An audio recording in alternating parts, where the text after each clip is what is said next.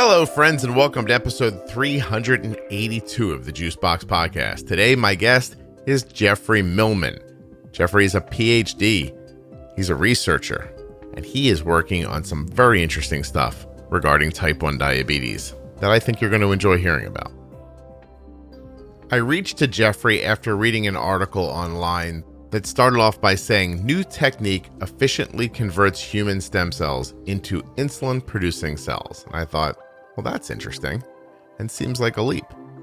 I reached out to Jeff, and he was kind enough to come on the show. Best thing about him is that as he's explaining all of these, what I'm going to tell you are pretty technical ideas, he does it in a way that you can understand. I mean, I understood it, so I'm assuming that means we all can. Please remember that nothing you hear on the Juicebox Podcast should be considered advice, medical or otherwise. Please always consult a physician before making changes to your healthcare plan or becoming bold with insulin.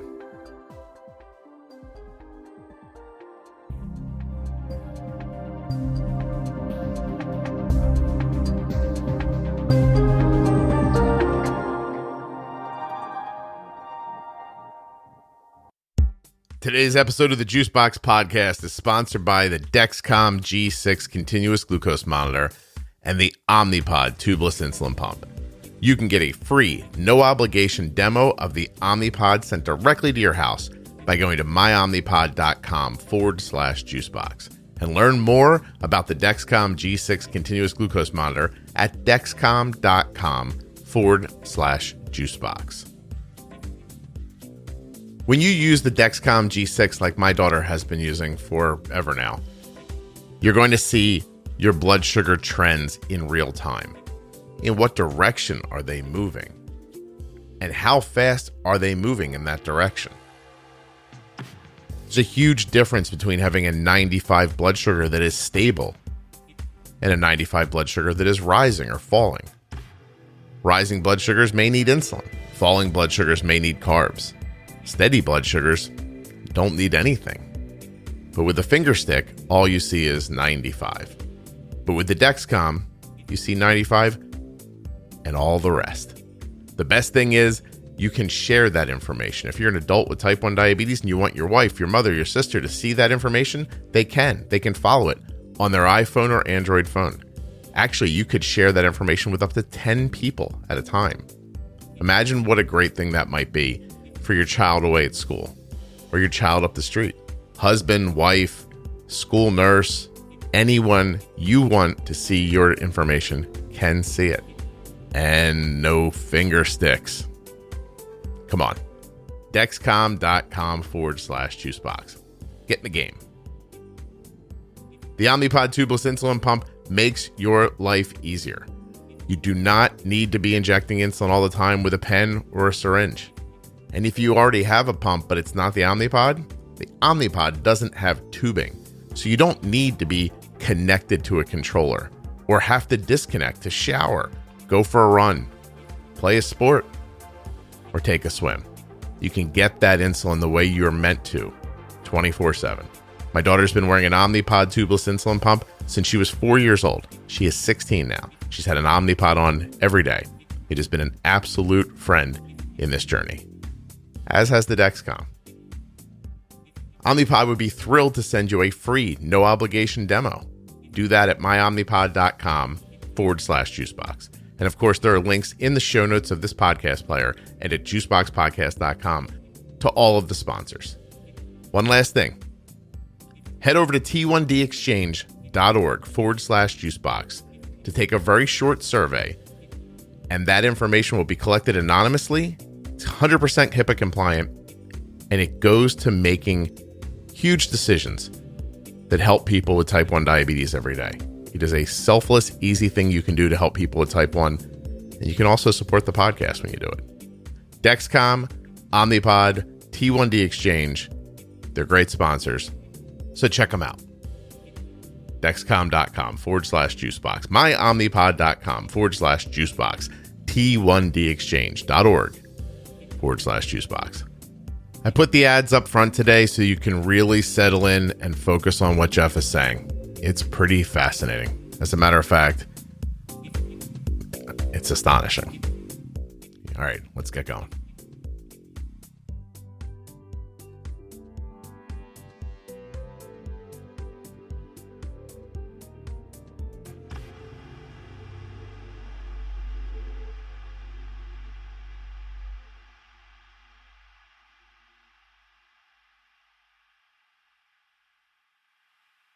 I have a handful of questions, but mainly I'd just like to hear your thoughts.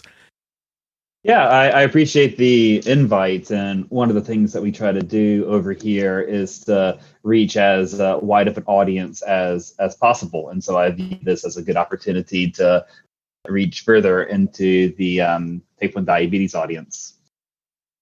Hi, my name is Dr. Jeffrey Millman. I'm an assistant professor of medicine and biomedical engineering at the Washington University School of Medicine.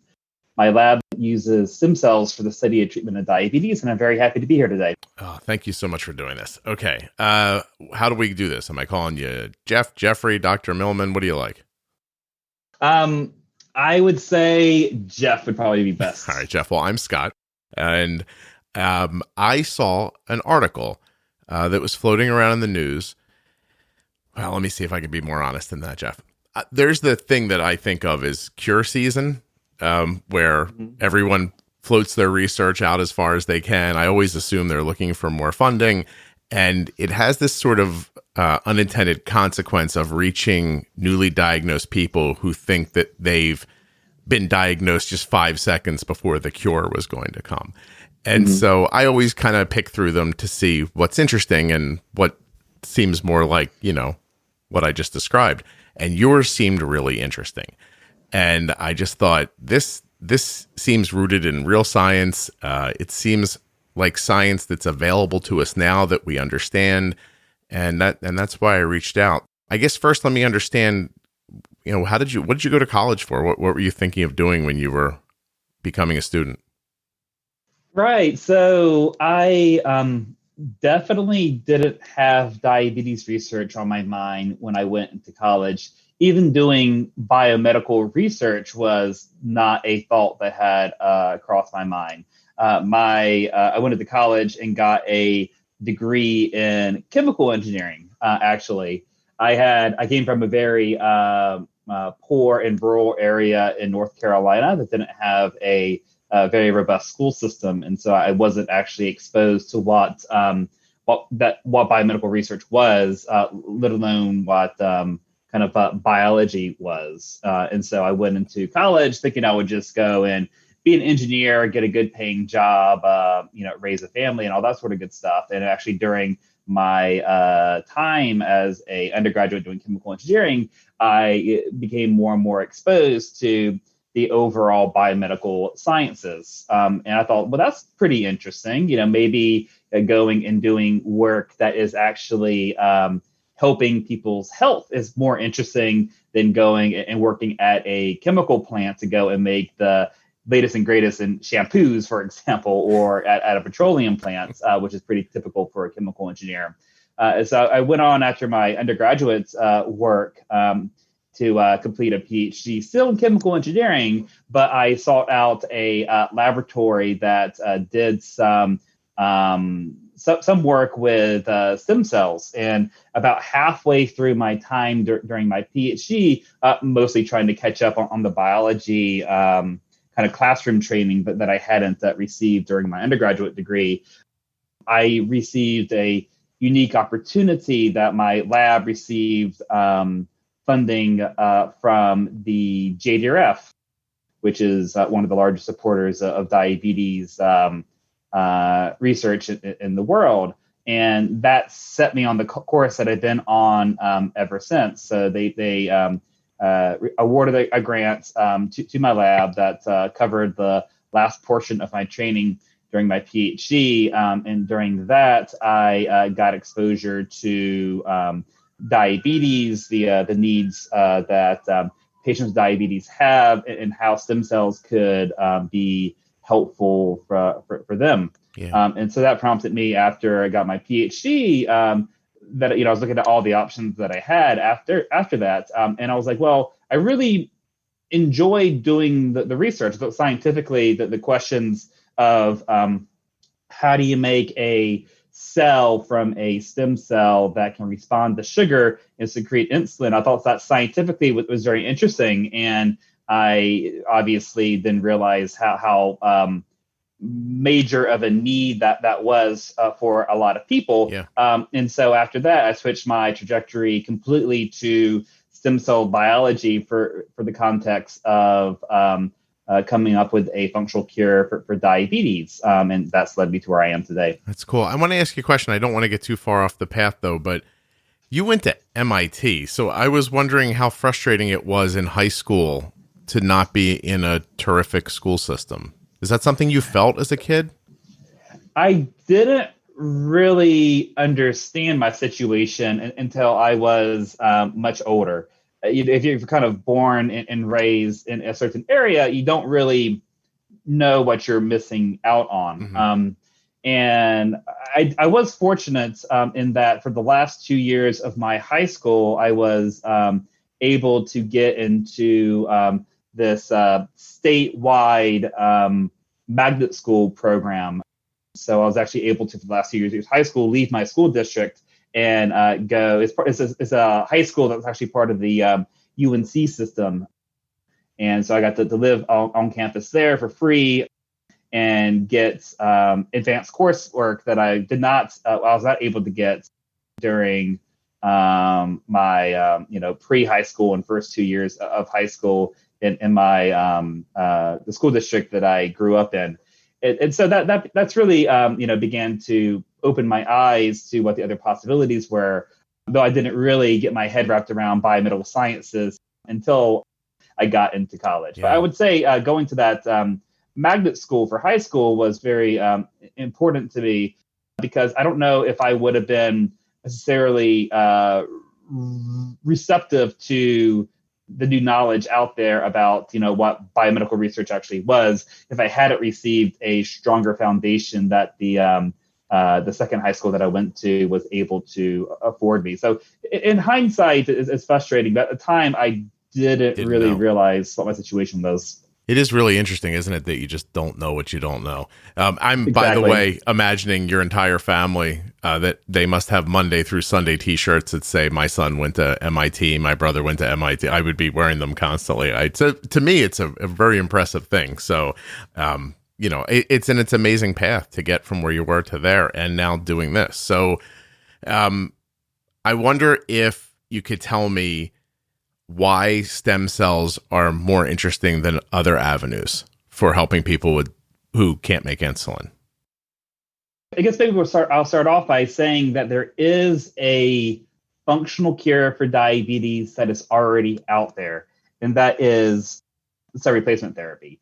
Taking insulin-producing cells that can be taken from a deceased donor and transplanting them into a patient with type 1 diabetes. And it's not a perfect procedure, but in a lot of cases, a patient can have reduced or eliminated need for insulin injection. There's a lot of nuances there I'm skipping over, but that does exist. And this procedure that's done probably about 100 times per year, more or less worldwide. And so I think that this is kind of unique in the cell therapy space, of there being a kind of putting diabetes aside, of thinking about it more generally when it comes to cell therapy, what you would use stem cells for. This is pretty unique that there's already very strong proof of concept that this can work. So why isn't everybody receiving a cell therapy then? And the very first challenge, which I've dedicated the last 10 years or so to overcoming, is the problem of cell sourcing. I mentioned that the cells currently come from deceased donors, and there just aren't that many deceased donors that are around and available for providing replacement insulin-producing cells for patients. It's kind of like if you ever watch these medical dramas like Chicago Hope or Grey's Anatomy or whatever, and they're like, oh, we need to have a replacement heart or liver or kidney in the next 24 or 48 hours, or the patient's going to die, and there isn't immediate organs available. It's that sort of thing. There just aren't that many donor organs available overall. Okay. Fortunately for diabetes, we have a therapy that is very effective and can maintain people's health for many decades, and that's insulin. But we still have this problem of cell sourcing. And so when I was looking at options out there for what we would use besides deceased donors, I felt that human stem cells were the most obvious choice to make that occur. And the main reason for that is that these stem cells are capable of growing and dividing and making more of themselves virtually indefinitely. In my academic lab here, which we are not a manufacturing facility, we don't make cells to go into people.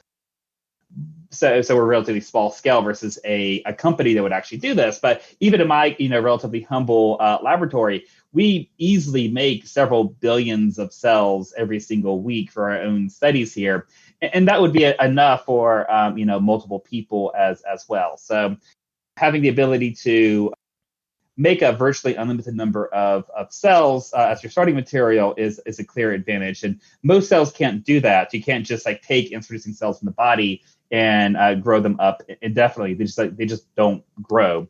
So you need to have a stem cell to do that. The other advantage of these stem cells is that they essentially represent a cell type that is very early during embryonic development. And what that means is that we can, if we give them the correct signals, basically putting in proteins or sugars or chemicals into the flask that we're keeping the cells in, we can direct them to transform from a stem cell into any cell found in the body. So you give one mixture of proteins and chemicals, you can go and make heart cells. A different mixture will give you liver cells. And of course, the mixture that we care about quite a bit is insulin-producing cells. And the particular cell type that produces insulin in the body is called the beta cell. Mm-hmm. And so this is a unique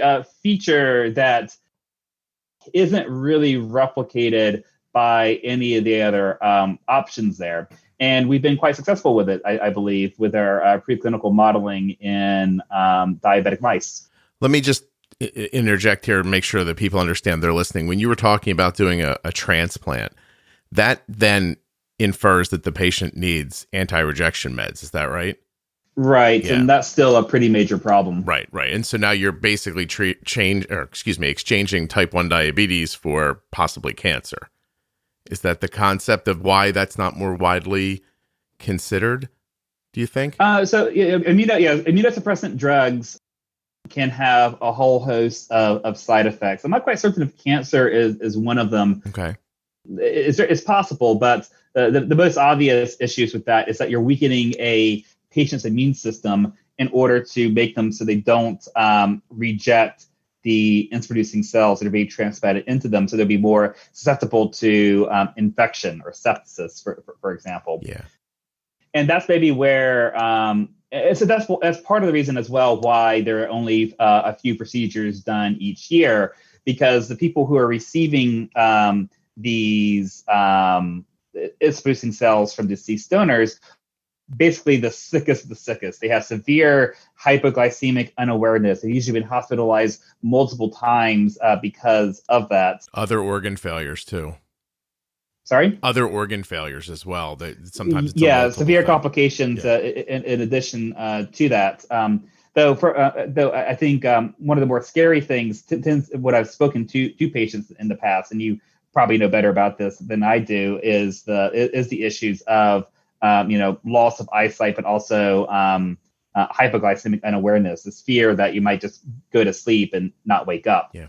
And so, these are the sickest of the sick when it comes to patients with type 1 diabetes. And so in that case, the negative side effects of immunosuppressant drugs outweighs the complications that they have from their diabetes. Right. However, that's obviously a calculus that most patients with type 1 diabetes can't accept. In most cases, the side effects of immunosuppressant drugs is not worth it in order to have better management of their diabetes. And so this probably gets to maybe the third advantage of working with stem cells as a cell source here is the fact that we can genetically engineer these cells in order to make them better for transplantation.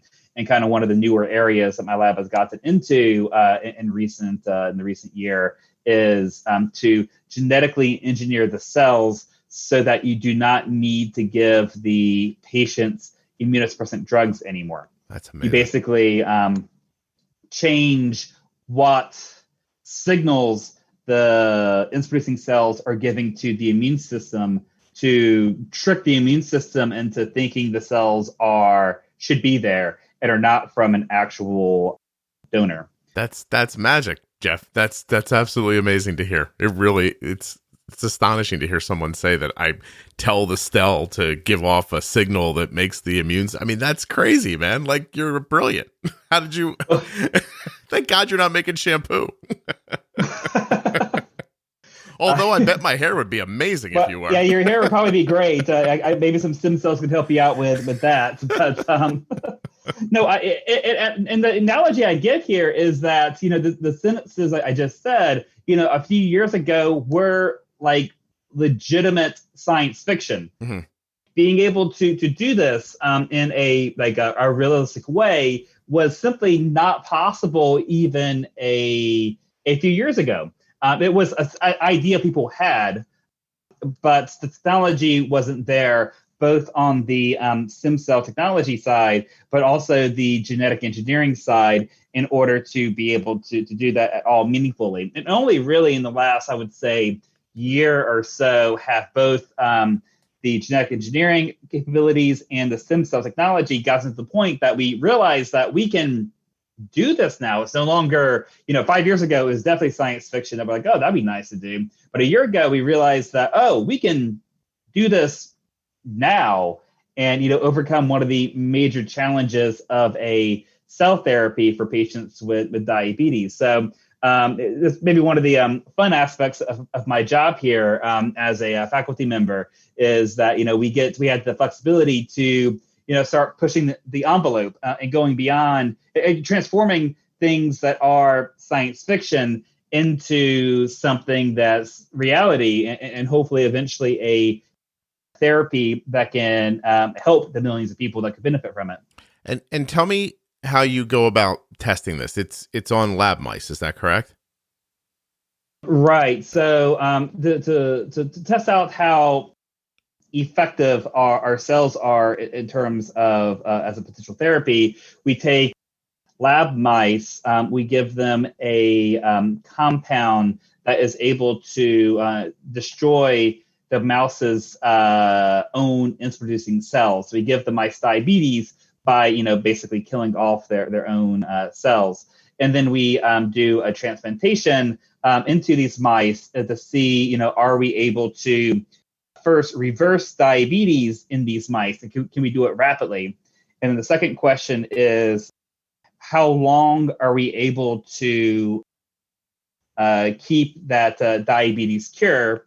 And number three, are there any ill effects of the transplants? Do they, one of the fears is the potential of the cells we're putting into the mice to perhaps become a tumor.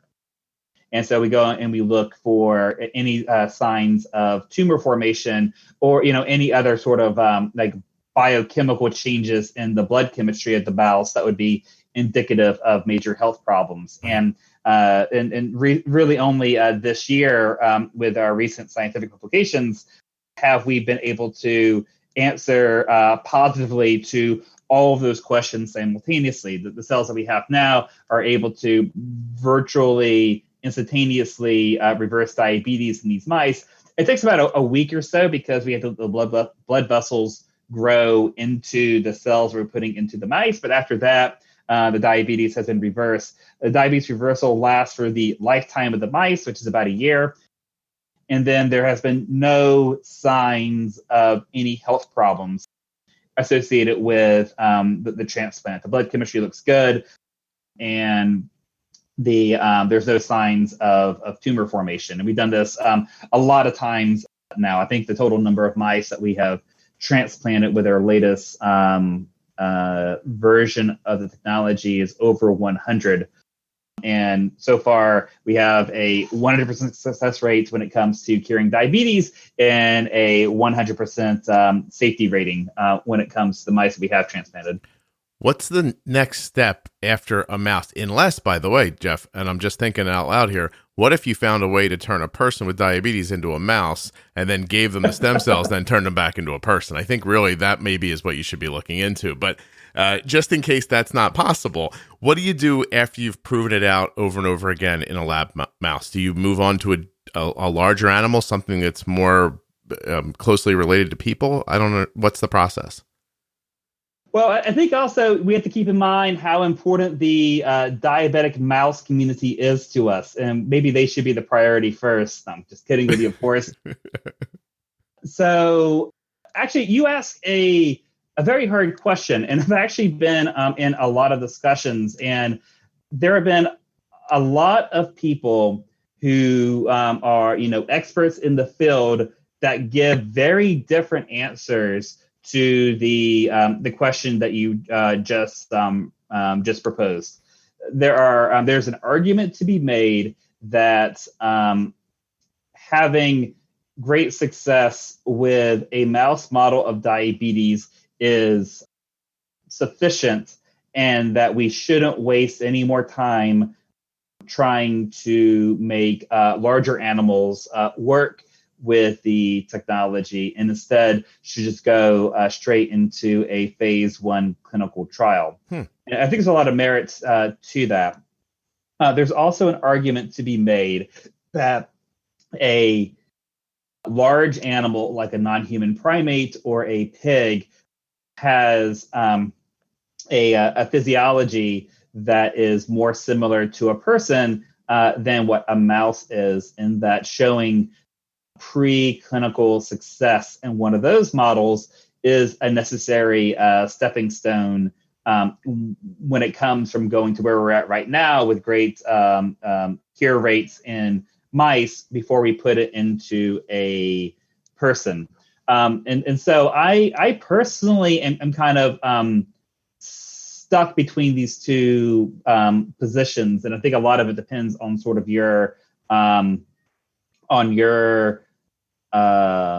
what you're trying to get out of this. I think as maybe if I put on my academic hat, I think there's a lot of value for going into the larger animal models, because we could do a lot more testing and a lot more invasive work when it comes to large animals. And I apologize for the siren in the background. I'm actually at the medical school right now. I was going to say, right you might get more work done if you moved out of that firehouse, I think.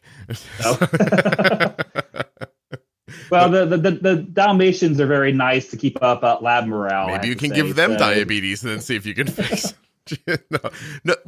So you're in between. You're not. I'm in between. What stops? So is it biases? Is it people who are just like, look, I want to move on this, I think it works? Or is there real scientific reasoning for both of the ideas? Maybe we should try another animal larger. Maybe we should jump to a person. Like, what are the arguments for each? Have you heard them? So the arguments for going into a person is that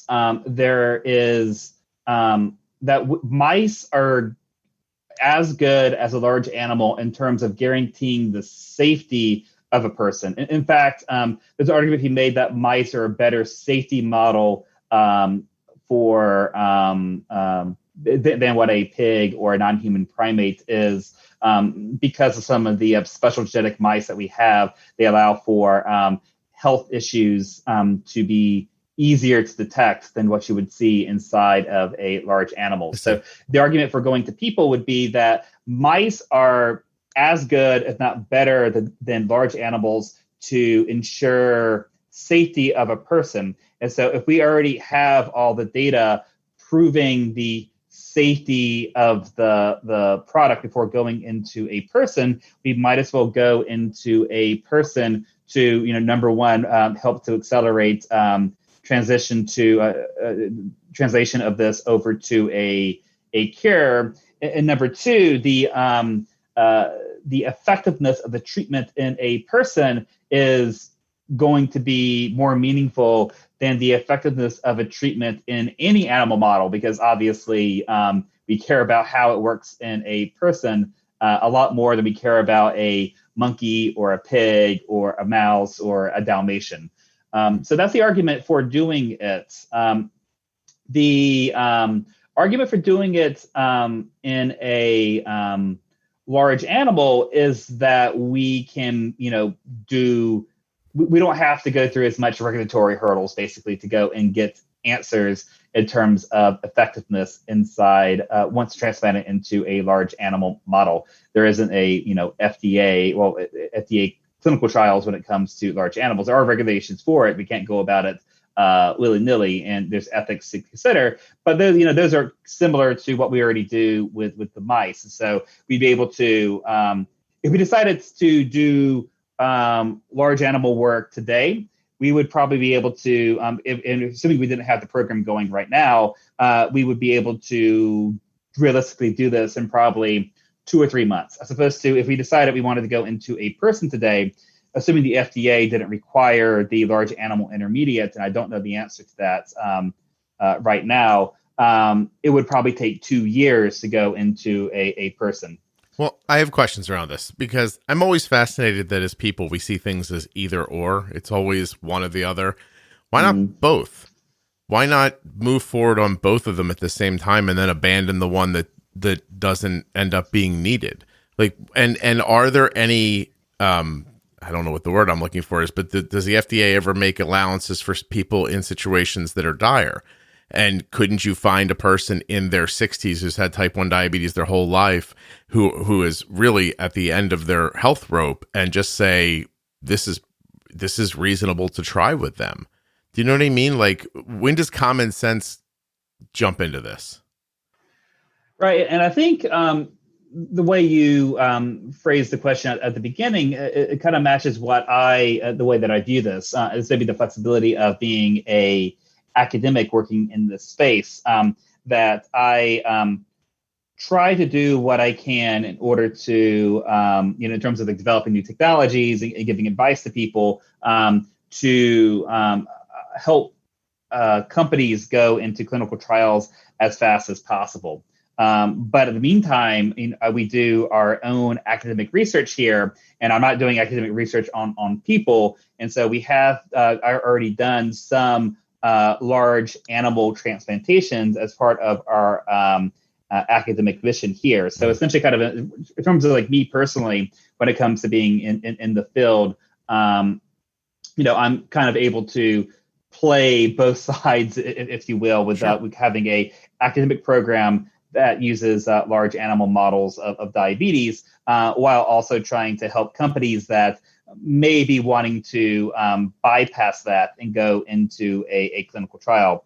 However, when it comes to an individual company's perspective, and I'm not speaking for anybody in particular, but just kind of thinking about the types of questions a company would want to ask themselves, they would need to make the decision on if they want to spend finite resources on large animal models or on clinical trials, or try to split it across both. And they may face the reality that they don't have the resources to do both, and may need to go and choose one over the other. So that's maybe the argument for not doing everything, is if you don't have the finances to do it or the ability to do it, you got to go down the only option that you have available to you.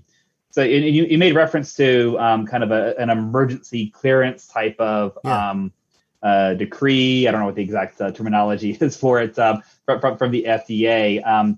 And this is it's been happening a lot when it comes to like COVID-19 testing. I know a lot of these diagnostic kits have been receiving like emergency clearance from the FDA since we're in the middle of a global pandemic that is killing hundreds of thousands of people this year alone. And diabetes, for the most part, doesn't really fit in terms of that there being a good parallel there. because overall, the FDA, again, as I understand it, I don't represent the FDA or anything, but as I understand it, the FDA is wanting to balance risk here. And if you have a new therapy that you're wanting to do a trial for or get a emergency approval for, what is the alternative there? What's the relative risk and reward there? And since diabetes is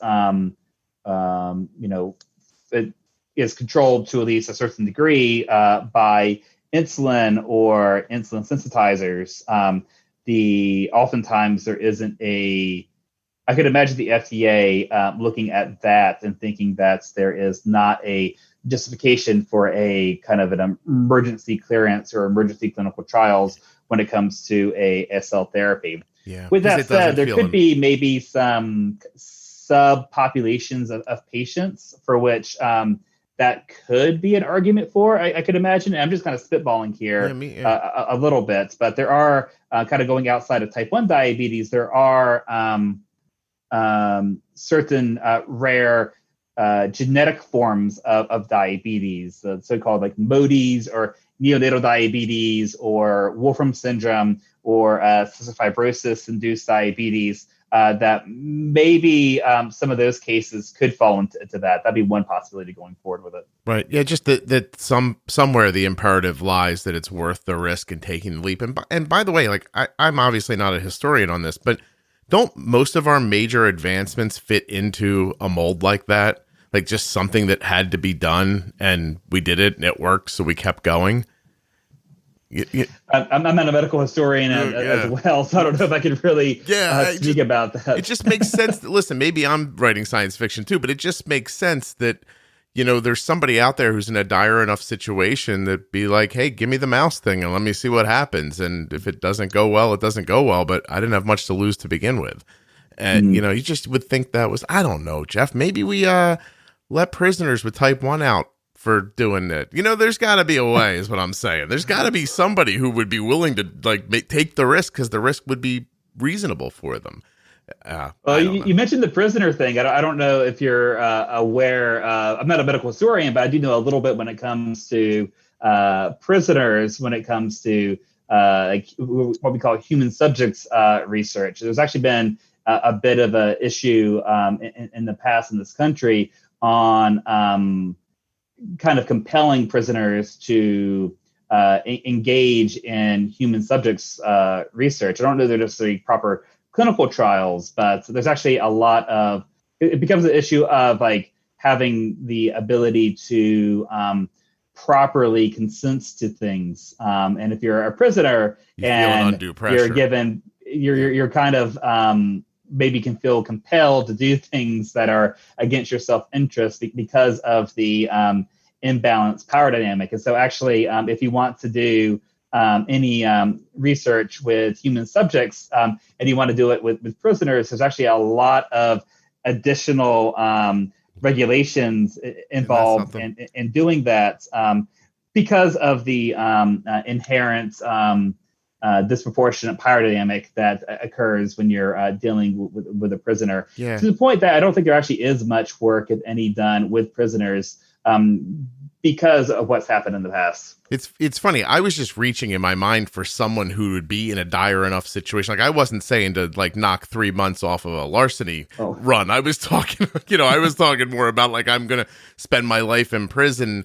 Maybe I would take a risk with that life to get it out. And meanwhile, I completely understand what you just said and all the other parts of that seem untenable. I could have just as easily reached for any other example out of my head. I wasn't like, we have those prisoners, we should use them. That's not what I was. That's not. But I think I'm glad you brought it up though, because I spent a lot of time speaking to audiences of patients with diabetes and their families, and I know that there is a frustration that exists when it comes to the perceived slow pace of scientific discovery, and that actually being translated into into an actual therapy that benefits themselves or a loved one, and oftentimes gets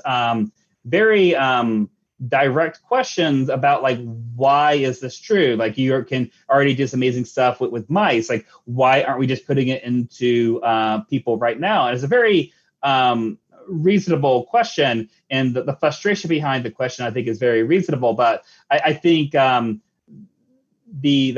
prisoner thing is an example of the types of considerations that we want to keep in mind, that the path from having very good preclinical animal model evidence of a new treatment or functional cure for diabetes is just the beginning. And to go from where we're at right now with academic research into a therapy that can benefit yourself or a loved one is a long path that has to be treaded very, very carefully. The prisoner thing kind of illustrates just one of the ethical dilemmas that could occur. Yeah. Issues of the large animal model that we talked about several minutes ago is another one as well. Like, is that required or not? And people who are experts in the field, disagree on that one issue. So I think all the points we've been bringing up here, I think, very clearly illustrates that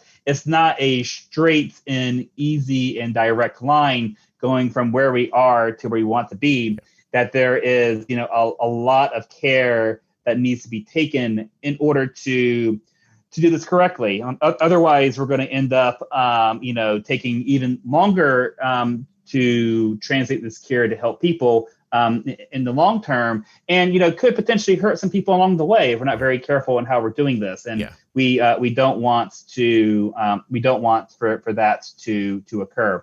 And to give you maybe an example of that, this is pretty another. Again, I'm not a medical historian, but I do know a little bit of things that are kind of the more famous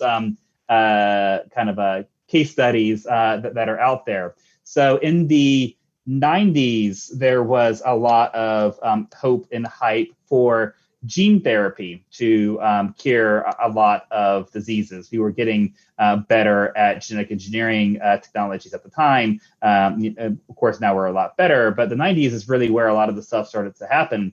And so there was a clinical trial started to do gene therapy for children with a severe genetic immune deficiency. You might have heard like bubble boy type of terminology. Yeah. These people have a mutation that basically gives them little to no immune system. So there's clinical trials that happened in the late 90s in order to treat these patients. And one of the patients, a young boy, actually died from the treatment. And so what happened, that's very unfortunate, very tragic. And what happened to the field is that basically all work with clinical trials with gene therapy stopped. And nobody was willing to pursue gene therapy in people for about 2 decades. And only now have things kind of warmed up to begin doing this again. And fortunately, it seems to be people are treading a lot more carefully and are doing a lot better. Again, the technology's improved a whole lot, and gene therapy, the way we do it now, is a light year ahead of where things were in the 90s. Right. So I think it's a cautionary tale that right. If we do this wrong, we can end up, hurting people and then delaying progress to a cure potentially for decades. Because the academia side will run away from it because it's scary and it went wrong and you don't want to be attached to it at that point. Correct. Yeah. I see. So there's that human. So it's just a myriad of things to consider, and some of them have the potential to significantly waylay progress. And so you want to be careful moving forward and do it in a meaningful way. Listen, I'm not a person who thinks that you've got the answer over there on your desk and you're just not giving it to us. I don't have that feeling. But a lot of people do get that idea of like, well, there's more money in the treatment than there is in in this. But this is not a cure either. This would be a this would be a treatment that would go on. You don't honestly know if you would need more cells as a human life move forward at this point. So yeah, the timing issue is one of the big scientific questions right now. And this is maybe where the large animals actually have a benefit here, that we are limited by the lifespan of the mice that we're using currently in our studies. And that's about a year.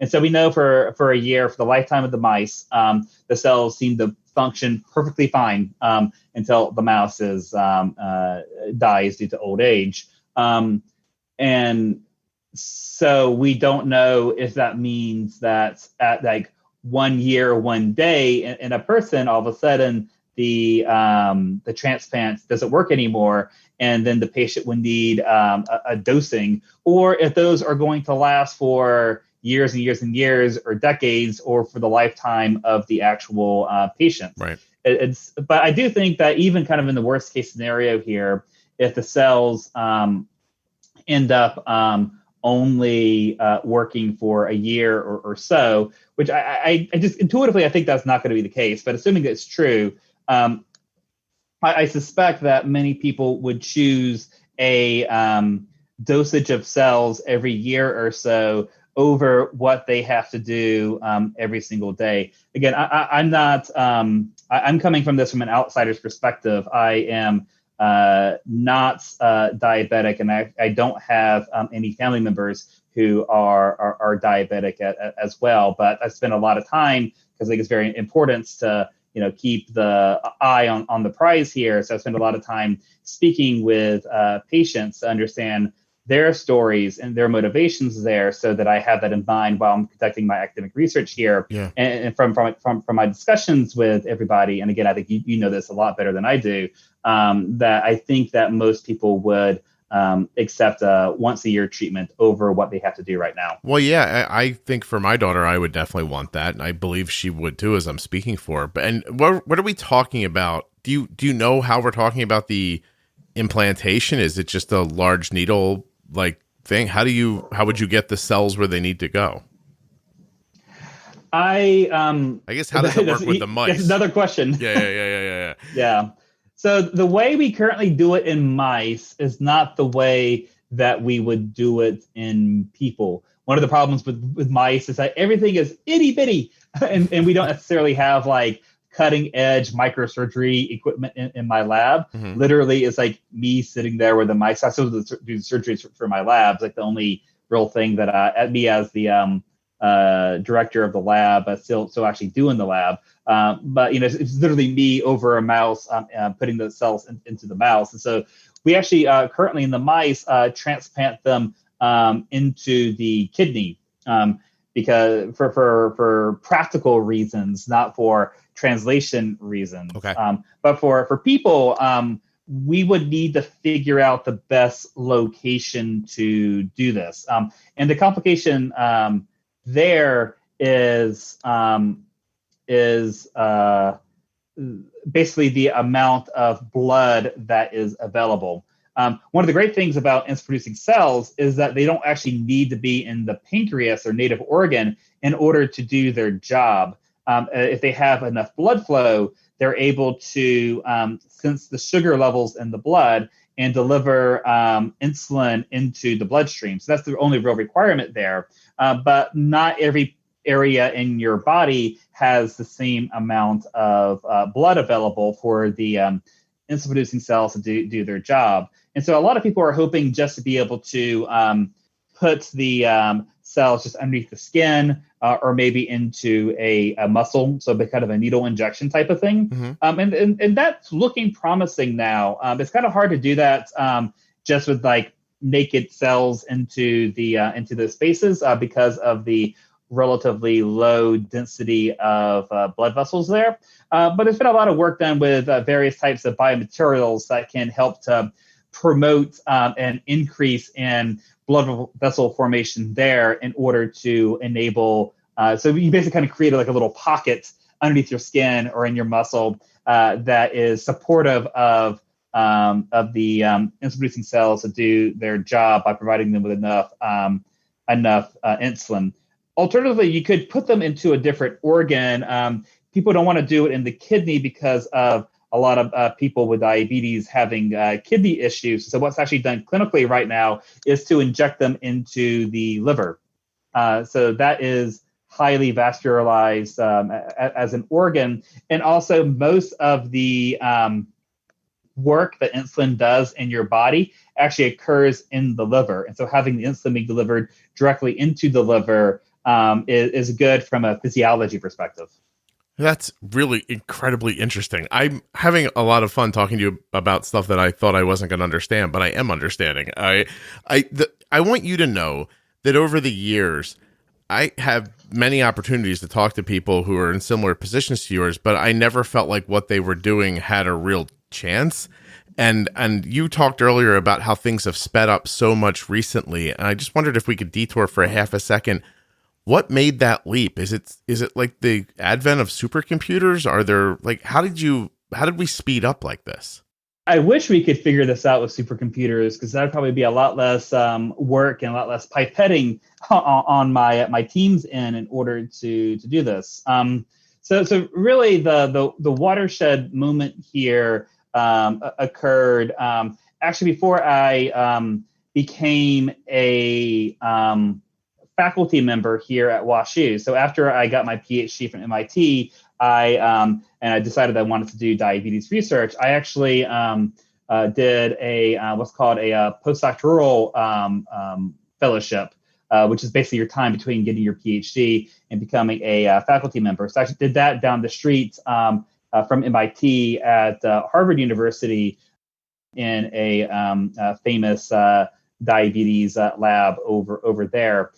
And so the task that I had during that period of time was to figure out how to make these cells. Basically, when I started doing my fellowship, the field didn't actually know how to produce these cells at all. We knew how to make progenitor cells. So these were cells that were kind of halfway between a stem cell and a insulin-producing cell, but we didn't know actually the correct proteins and chemicals to put into our flask in order to make them go all the way into a insulin-producing cells. So people had tried to do what you just suggested with supercomputers or kind of computational methods in order to do that. And the truth of the matter is we don't understand biology enough in order for these what we call in silico methods to be able to be very predictive of approaches to making it. So I was tasked with basically trying to figure out how to get over this problem that had existed for the 20 years that stem cells had been, stem cells had been invented 20 years prior to this. And we had been able to figure out how to make these cells during that time period.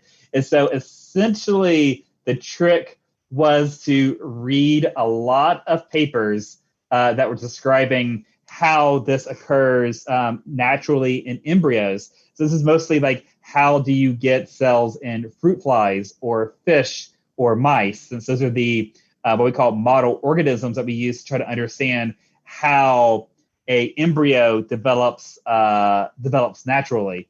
To go and look at what lessons people had learned from studying these animals and then trying to translate them over to our human stem cell bioreactor context. And so I literally went through, I did a estimation after the fact. It was about 180 papers, and found that only about 2 or 3 of the papers actually provided chemicals and proteins that we could put onto our cells in order to actually make them. Basically, it was a matter of going through the literature, finding papers that were irrelevant to actually making the cells in our artificial lab-grown context, and find the few that were actually relevant, and to kind of make these what I call first-generation cells. So we were able to take these few papers,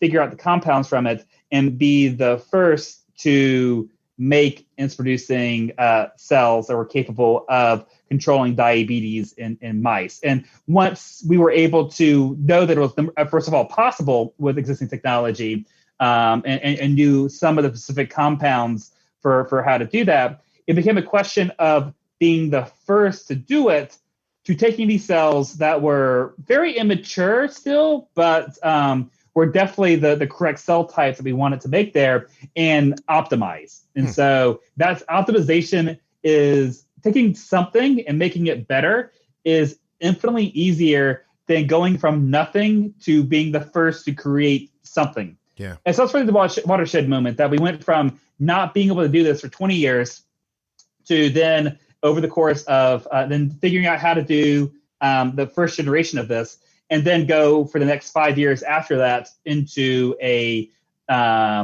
improved cell product that is now able to reverse diabetes and be safe and all these great things that we talked about earlier. I want to understand the timeline. You reading that literature and coming to that idea, how long ago was that? So I started in 2011 doing this, and we pretty much had figured it out by 2013, and we published the scientific report on that in 2014. Mm-hmm. And one day when this becomes a thing, we're going to call it the Millman method. Is that correct? We're going to get your name right on it? There's a reason I keep on using the word we in a lot of this, is that this is all team science, right? It's like nowadays science is so big and so hard that it is really difficult for a individual to be the one to come up with something that's truly transformative that moves the field forward. And that's impossible. But more often than not, you are better off working with teams and with groups. And now, of course, I lead a team of 10 scientists here at WashU. And so everything that I'm involved in obviously involves other people on my team, and oftentimes other people at other institutions as well. And so I really think that team science is the way to go forward here, because it's not going to be one person. This is a problem that is too important to expect a individual person to solve. We all need to be working together in order to do this. And everybody that I work with on this all share the same vision, that we're all in this together for the greater good of coming up with a therapy. And we're seeing this with COVID right now too, right? Aren't labs sharing information at just an unprecedented rate now around COVID? Yeah, it's something that I have never seen to that extent before in my professional career. That we have these groups that were never working together, all of a sudden starting to work together to solve this very important problem of how to deal with COVID-19 and its complications. And I think part of this as well is kind of where we're at now in terms of the ease of communication and the ease of disseminating information. There's a lot of, this has been a lot because of how much the internet has advanced even in the last 10 years. But in particular, it's become kind of a trend in the last maybe like 3 years or so, at least on my radar. I know it existed before this, is what we call preprint servers. So normally when you publish a scientific article, you write it up, and you submit it to a journal. And then there's an editor assigned to it. The editor goes through it to kind of make sure it's not completely wacko. And then it goes through a process called peer review, where it's sent out to usually 3 other scientists in your field, your peers, and they go and they critique it. And they recommend that it's either published as is, has to be revised, or is rejected. And this is a process that maybe on average can take between 6 months and 8 months, but it's not uncommon for it to take over a year before it's actually published and out there for the scientific field to go and benefit from. However, there have been what are called preprint servers that have been developed, where before you submit it to peer review, like I discussed, you will do an additional step. Before that, you submit the article to a preprint server. It still gets a quick look over from an editor to make sure that it's not something crazy or inappropriate. But then within 24 hours of being submitted, it is online and available for everybody to look at. Again, it's not peer reviewed yet, as this disclaimer for it, but these preprint servers have been amazing in order to not have this 6 month, 8 month, 1 year lag in information being disseminated. And the information is out in 24 hours after being submitted. And obviously that's very important when you're facing a immediate healthcare crisis of a pandemic. Do you think that generationally that researchers have moved along with society thinking bigger picture? Do you see that as well? Because I mean, listen, if I was going to cure something, I can see, I'm 50 years old. I can see me thinking, I want my name on this. I want people to know I cured this. I can also see how when we get to COVID, everyone in a lab all over the country and the world are starting to think, well, hell, I could get this too. So I guess maybe we ought to get to work on this. And, like I can see that kind of breaking the levee of being maybe not caring so much about who gets the credit, but more caring that there's a way to treat. And I do wonder, like I look at my son's 20. He doesn't have type 1, but I look at his generation and I listen to him speak with friends, and it all just feels a little more inclusive when they're talking. And I do wonder too if that isn't a little bit of maybe credit's not the most important thing. Although, I mean, you know what I'm saying? Like I'm wondering if things aren't just shifting in general. But what you said about the internet and communication improving is huge. I don't think people think of the internet as all that it really is.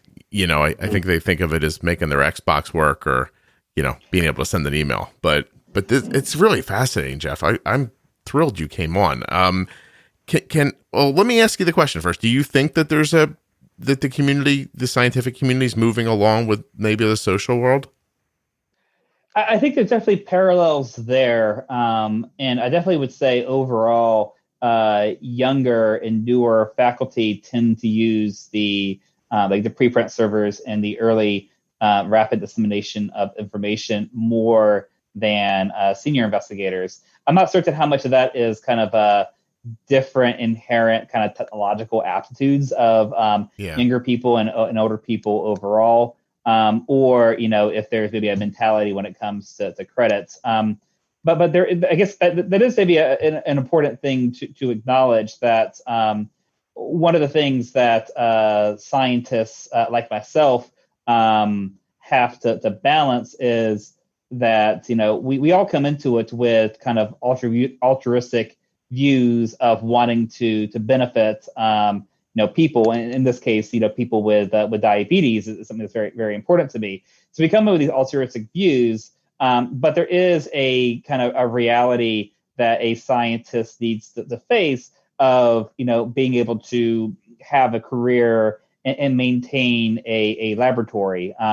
We all have to compete. It all comes down to money essentially, but not like money that we're taking home in our bank accounts, but like money in order to actually do the work. All scientists, diabetes researchers, and all the researchers, we're all competing for a finite amount of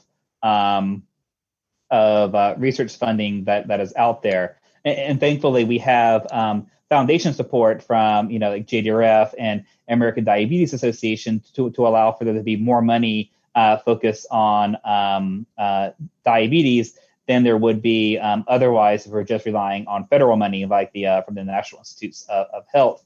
But then it is all still finite, and in the end, you still have to, as a scientist, compete for these grants and publish papers of sufficient renown in order to motivate a foundation or government agency to give you the funding there. So it's a balance that we have to strike because we want to do good, but we also need to ensure that we are competitive for the money in order for us to do the good that we are striving to accomplish.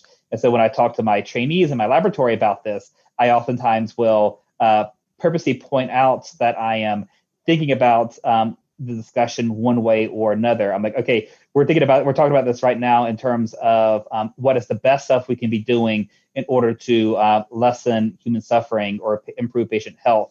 and then, or a switch, and be like, okay, well, this is stuff we need to do in order to ensure that we have funding for the next 5 years. Mm-hmm. And the way we approach questions or the steps we might take can be different depending on what is kind of the immediate concern there. And so in the end, we as scientists have to balance all of this, and it's a juggling act that different scientists, perhaps of different generations, will come to different answers to. Well, I'll tell you what you just said is not lost on me at all, because this podcast, I know you don't know it, but this podcast helps people, a lot of people, understand how to manage their insulin, which brings their time and range tighter, brings their A1Cs down, gives them better health outcomes.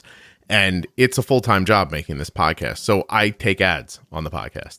And there are some people who think you shouldn't take ads, but to them, I would say, if I didn't have an ad, then I'd have a different job and you wouldn't have this podcast.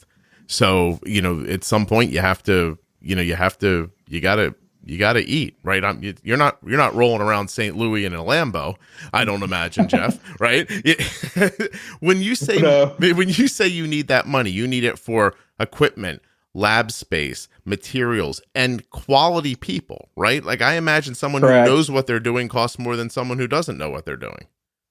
Right. Yeah, and that's maybe a good distinction to make there. Like when my lab gets a research grant from JDRF or ADA or NIH or whatever, I personally don't get like a raise or anything. Like, I don't take home, yeah. I have a salary, I have a set salary, and that set salary is there no matter if I am doing a good job in terms of curing diabetes or doing a bad job when it comes to curing diabetes, or if I bring in big grants or I'm not bringing in big grants. The amount of money I take home is the same. So I actually don't receive any of the money personally, but right. You're right. The money all goes to supplies and equipment and the salaries in order to hire people or to train people in my laboratory. And that's very important as well. That part of my mission here is, not just to be, coming up with a functional cure for diabetes, but also to be training the next generation of scientists. And so I have undergraduate researchers come to my lab, and some of them have financial aid requirements in order to be attending WashU in the first place. And so I have to pay a portion of that in order to have them have the privilege of being able to do diabetes research. Same thing with PhD students. I have to pay their stipend and their tuition, and also postdoctoral fellows as well. And these are all people that I'm training that are doing the work, but I'm hoping are going to be trained to then, go on in either companies or in their own academic labs to continue the fight for a cure for diabetes. Yeah. And they need to, if they don't get a salary to be able to do it, then they're going to go and do other things, like not become a scientist or go work on a different disease area. And I'm rather than work on diabetes with me, then go and make shampoo at Johnson & Johnson, like I was thinking about doing for a while, or go and work on a different disease area. No offense to the other disease areas, but my focus is diabetes, and so I'm going to compete in order to do the best I can in terms of research and in terms of training in order to advance that as much as possible. That really speaks to me, what you said. Honestly, you need quality people who want to do it. And I loved your answer, because I want people to hear that. I honestly want people to know that listen, in my estimation, you're a brilliant guy who could be doing other things. You could be rolling around a lab working on conditioner, wearing $200 shoes and driving a fat car and living a completely different life. But you're putting your ability to think through these ideas into something as important as diabetes. And I appreciate that. I hope other people do as well. I have a couple of quick questions and I'll let you out of here. I know we're over time a little bit. Does this have any application, what you're working on, to type 2? Yeah, the type 2 situation is a little bit more complicated than type 1, but the short answer is yes. The type 2 population is more heterogeneous, and there are definitely many people, maybe even most people with type 2 diabetes that probably wouldn't benefit from this because their diabetes is already managed sufficiently with diet and exercise, or with these other, drugs like the insulin sensitizing drugs. However, I think that, and my discussion with endocrinologists backs this up as well, that the more severe type 2 diabetic patients, the ones who are taking insulin, like patients with type 1 diabetes do as well, they would be able to benefit from it, since you can think about these cells as essentially a insulin production source. And if the patients need insulin, then it can come from the cells instead of from the insulin injection. The complication there, which makes it maybe a little bit more challenging than in the type 1 diabetes case, is that most patients with type 2 diabetes have what's called insulin resistance. And so they, per kilogram of or pound of body weight, they require a larger dose of insulin in order to maintain normal blood sugar levels. And so what that would translate over to is that you would need to transplant even more cells into a typical patient with type 2 diabetes than the typical patient with type 1 diabetes. But that is a technical hurdle that could be overcome, again, because of the positive features of stem cells in terms of being a self-renewing cell source that, we can go and make a few billion cells for them, as opposed to maybe 1 billion cells that a patient with type 1 diabetes would need. Okay, I see. All right, my last two questions are, this one seems kind of outlandish, but are there, like, you taught a cell how to sense glucose and make insulin. What else could you teach it to do? Can it make me taller? Or, like, what else? Like, you know what I'm saying? Like, where's this headed? Well, so I guess the way to think about it is that we are only teaching the cells what evolution already taught the cells. Okay. Basically, we're not telling them to do anything that is artificial. All we're doing is trying to give them the signals they would normally get in the developing embryo that would tell them to become a beta cell or insulin producing cell. All we're doing is trying to copy that inside of the laboratory. And so evolution already figured all this stuff out for us. And all we're doing is trying to copy evolution's work in the laboratory. And so that means that unless we do some sort of exotic genetic engineering tricks, which is possible, I guess, but at least with how we're making the insulin producing cells, that means that we can't instruct the cells to do anything that they wouldn't naturally be able to do in the body. But with that said, I mean, maybe you can give them a growth hormone artificially to go and make you grow taller and produce insulin, but you're probably better off not doing that. Yeah, I was hoping you could fix my plantar fasciitis, actually, or I could dunk, one or the other. I wasn't sure what I was going for exactly there, but I just wanted to understand, it, and that's a really great explanation of it, that you can just do what nature knows how to do. And that really is probably comforting, to be perfectly honest. My professional advice for you would be to just get shoes with platform shoes, or get a springboard in order to go and dunk. It's probably gonna be much more economical for you than trying to use a cell therapy for it. Well, Jeff, I was going to tell you could come back on the show whenever you wanted if I could jump higher, but now you're making me rethink my offer. Oh, I know. Well, so two things, and so I don't forget to say it. Whenever you were terrific, and I really enjoyed this. So if you ever have anything else you want to say, carte blanche, you just let me know. And I guess my last question is then timelines. Like, what are your hopes for this? Yeah, you can imagine I dislike the timeline question because of course you do. Because I don't want to be held to anything, but also because it's very difficult to predict timelines when it comes to any clinical work, let alone kind of a major novel clinical treatment like a cell replacement therapy for diabetes. I am hopeful that in the next few years, there would be clinical trials that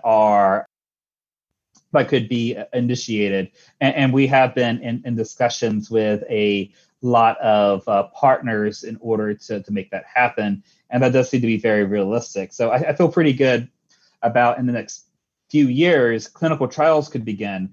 However, I think the bigger question, which is a lot harder to answer, is when is this going to be a widespread treatment that the average person with diabetes could have made available for them, and that's simply impossible to know the answer to it. I've been doing this a long time. I'm not naive enough to ask you that question. I was just wondering what you were hoping your next steps were. So what gets you to those clinical trials? Is it money?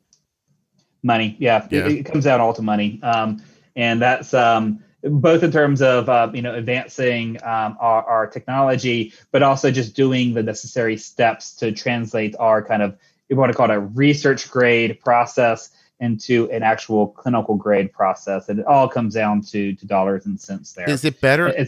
I'm sorry, is this better off in academia, or would it be better off privatized? What if somebody came along and bought it? Would the fear be then that they might not follow through the same way and they'd want to bastardize it for something else? Or like, what gets it done more quickly? I think that there are viable paths with either direction. And kind of the fear that you mentioned when it came to kind of a company involvement, there are protections that can be put into place to make sure that a company doesn't like swoop up the patents and then sits on them to prevent a cure from actually helping people. Jeff, is that, I don't mean to cut you off, but is that light bulb story true? You ever heard that 100 years ago, a guy designed a light bulb that would never burn out, and a light bulb company called him in, bought his patent from him, burned everything he brought, and broke all the light bulbs right in front of him? Have you ever heard that? I have heard that. I have no idea if it's actually true or folklore, not. Yeah. But I think the people who manage like technology portfolios are a lot more savvy than they are 100 years ago. Yeah. And I guess one of the aspects that we haven't talked about when it comes to my research here is that in addition to the core technical team that we have here, Washington University also has an extensive technology management office here, and their job is to worry about these sorts of things, to make sure, because obviously I'm not a patent attorney or a lawyer to file patent inventions or to figure out licensing deals with companies or other entities. I don't know how to do that stuff. And so WashU, and this is pretty true for other major research universities as well, have a office that is dedicated to that in order to protect the interests of the university, but also the interests of the technology. And so this kind of relates to the protections that are put into place to make sure that somebody doesn't go and buy the patent for your light bulb and then destroy everything and make it so it's not available for people. You write into these contracts essentially that the person who licenses or buys the patent has to proceed with commercialization, and there are very strict deliverables that a licensee has to do in order to continue having the rights to patent. If they do what you said, which is to sit on the patents, then they're in violation of the agreement, and the patent reverts back to WashU, in this case, to or the university, whoever holds the patent rights originally, and then we're able to go and find a partner who is not going to play these silly games. Yeah, I guess it's possible, but there are ways of protecting yourself and also protecting the interests of patients. And so this idea that companies are out there and would never allow for a cure for diabetes to come because they make so much money off of insulin just isn't true. There isn't any real basis in reality for it. And in fact, I would say that overall, the companies that I'm aware of in the space all view this as being the future, and all have at least a small internal program, if not a large program, to make sure they end up not following the lesson of Kodak, for example, who were the ones who discovered digital photography, and they just decided not to pursue it because their film industry business was making so much money. But then other people developed digital photography, and Kodak got left in the dust because it was a Kodak or Polaroid. Sorry, I forget which one. Right. But the film one. So I think that's actually probably the more relevant analogy here than the light bulb analogy, that these companies make money from insulin. And that's true. And you can make arguments that they make too much money from insulin as well. But they all believe that the future is cell therapy, and they don't want to be like Polaroid or Kodak, whichever company it was, to be out of the diabetes business because they didn't adjust their business model with the times. Well, people are still going to be diagnosed, and they're still going to need this treatment, and they'll just find a way to bill this treatment to cover the cost they lost on something else. So I believe that totally. And I think that, like you said, the people are smart enough to see that there are other applications and you want to be involved. So what are we looking for here? Do we need like Beyonce type money to start getting interested in diabetes, or do we need Elon Musk, or what level of wealth do we need to get interested in type 1 for this to move forward? You know what I'm saying? Like it's not just like, not like a B-level actor. We need something else, right? Who do you need? Who's your dream guy who like wakes up one day and is like, I care about type 1 diabetes all of a sudden?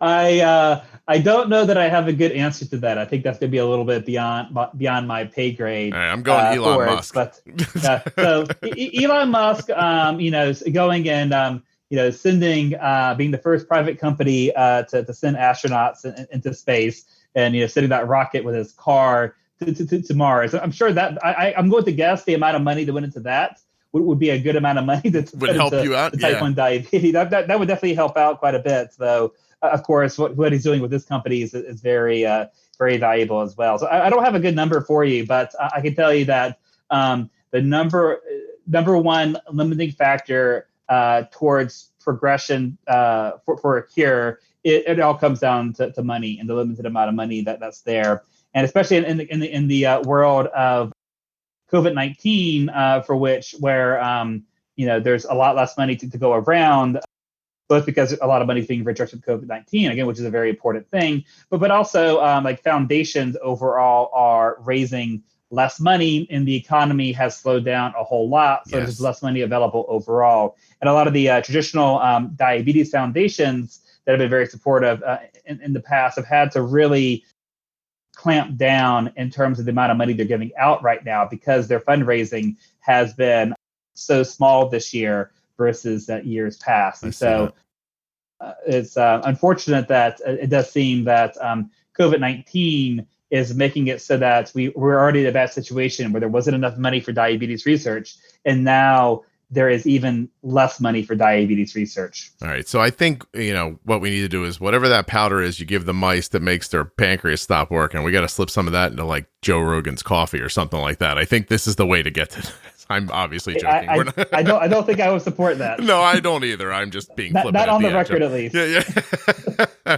Jeff, I genuinely cannot thank you enough for doing this. And I just want to let you go because I've kept you much longer than I said I was going to. And thank you. And honestly, if there's anything you ever want to add and you found this valuable, please come back on. Yeah, this is really my pleasure. I really enjoyed our conversation, and I'm hoping that your audience gets a little bit more information about what's going on when it comes to diabetes research, because it really is exciting, and I think there's a lot of reasons for hope. Yeah. And I hope that message came across in our discussion. So thank you very much for having me on. It's my pleasure. Is there anywhere they can track your progress online? Yeah, so I'm very active on Twitter at Jeffrey R. Millman. So that's usually the first place that any announcements about progress come from my lab. And we also have a website that is fairly up to date as well. That is kind of a complicated address, but if you just look up Millman Lab WashU, it should be the very first result in Google. Thanks so much to Dexcom and Omnipod for sponsoring this episode of the Juicebox Podcast. Get your free, no-obligation demo of the Omnipod tubeless insulin pump at myomnipod.com/juicebox and learn all you need to know about the Dexcom G6 continuous glucose monitor at dexcom.com/juicebox. Lend your support to the T1D Exchange at t1dexchange.org/juicebox. Make an addition to that research and help people with type 1 diabetes to live better. Don't forget to follow Jeff on Twitter, Jeffrey R. Millman. I don't normally, what do I mean to say? I've seen a lot of people cure a lot of mice of type 1 diabetes over the years.